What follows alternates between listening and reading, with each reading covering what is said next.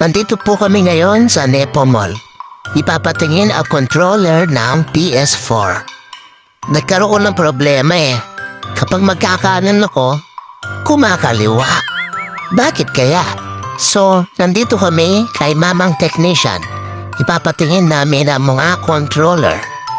Ito, kasalukuyan na niyang ichine-check. Waiting lang, waiting. Hehehehehe. Sabi niya, wala naman daw nakitang problema. Hindi siguro, hindi ako kampante rito. Tara, punta tayo sa General Mall. Yun tayo, pagpapagawa ng controller. Kumpiyansa ako rito eh. Mas magaling daw sila dito. Ayan, kasalukuyan na chinecheck. At sa dalawang controller, yung kulay puti lang ang may problema. Balikan daw namin after 1 hour. Tara, mag-Jollibee muna kami. So, tara, balikan na natin. Film daw kung ano naging sira. Pinagawa ko na yung charging pin niya. Paalam 800, lipat bulsa ka na muna.